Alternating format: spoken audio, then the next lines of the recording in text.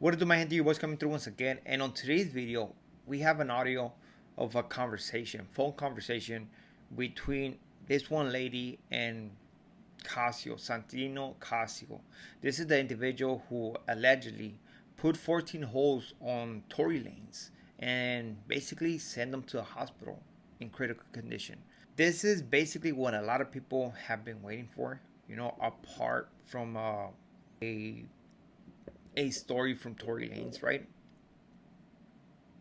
But I did came across this audio, and I was like, you know what? I need to share this with the people because I share a phone call done by an individual who said that he was an inmate, who gave us a detailed story that seemed very credible, 100%.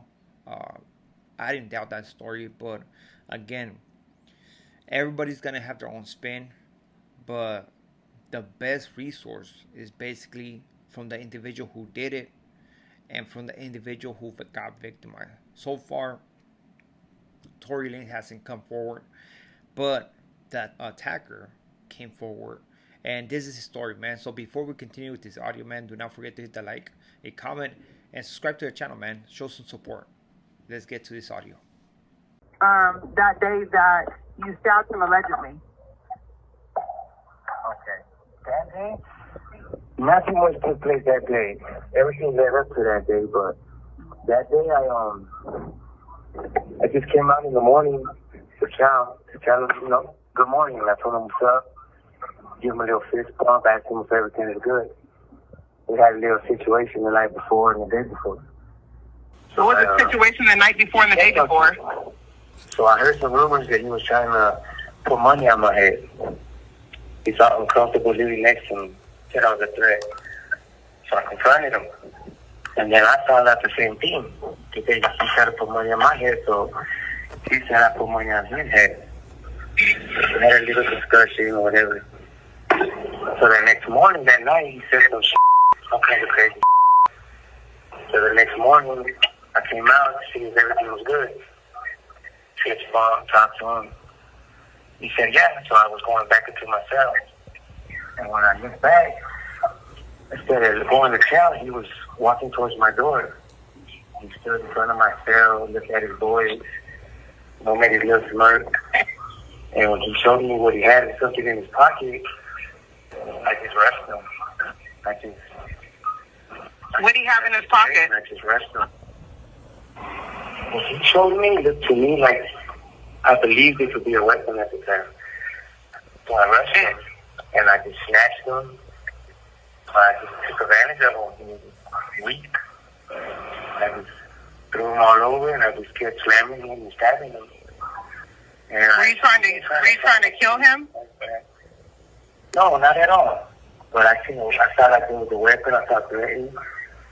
And when I felt like a sting in my leg, I felt like, oh, he stabbed me. So I moved back and I kept stabbing more. And I seen that he threw something. So I was like, oh, this is that. So I just kept going. After he was yelling, help, screaming, please help me. I just picked him up and I tried protection. I said, I'm like, look at me. And then I just let him go. Like, I was just saying, like, man, you trying to kill me? What were you guys like? I know why, but why would he pick you out of all people to want to put money on your head? What was the beef exactly about? It was really no beef. He just talked a lot. And I had confronted him a while back about always saying certain around me. Like, I'll take a fade, I'll knife up, I'll put a in his place. And to me, after like the second, third time hearing that in a conversation, I was like, man, what's he trying to say? So I approached him and told him, like, what's up? Like, just go, I'll come into your cell, we'll do whatever. Like, let's play this game then. Because I felt like he was kind of antagonizing me, like testing me, like if someone was afraid or something. We were cool in the beginning. We were cool for like a year. We chilled, kicked it together, everything. All right, there you have it. Wow. I mean, wow. So apparently, right, we're talking about, he's talking about that old boy said that this guy put a price on his head and vice versa, right? Misunderstanding for whatever reason. I'm pretty sure I remember somebody, I have seen a lot of videos of Tory Lanez, of individuals that were put out there And somebody said that somebody had put a price on somebody's head, on Tory Lanez's head. I remember that. And this individual right here, he confirms that. Now, the thing about like the story, I don't know if you caught this, but he's basically saying that Tory Lanez hit him or stabbed him in the leg. That he went into his cell, and this individual all of a sudden looked back and was Tory Lanez by the door, by his cell door, with a smirk and something inside his pocket that seemed to be a weapon, and that's why he rushed him and did what he had to do.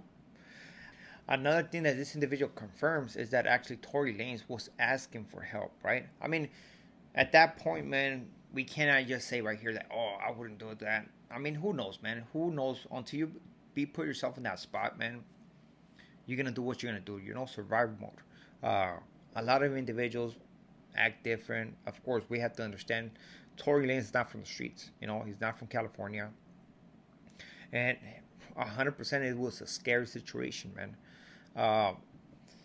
The whole thing that caught me off guard is that when the lady asked him, were you trying to unalive him, right? And the guy said no. I mean, of course you're going to try to unalive him.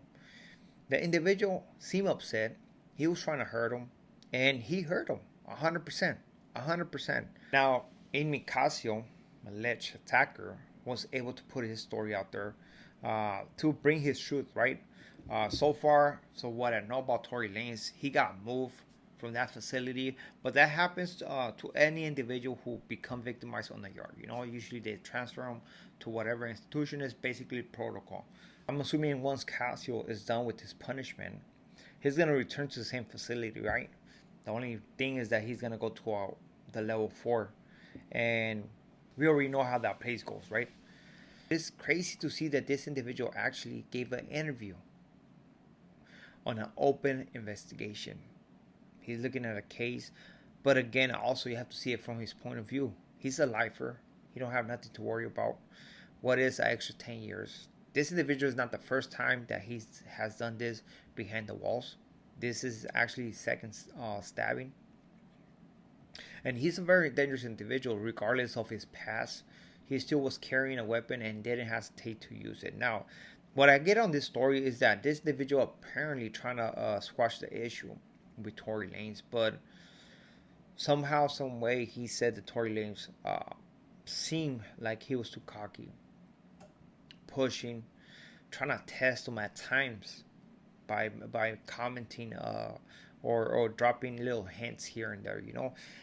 I have been in situations in where somebody keeps talking about the same thing over and over again in front of you, and at one point you're like, hold on, man, are you talking about me? Like, what's the issue, right?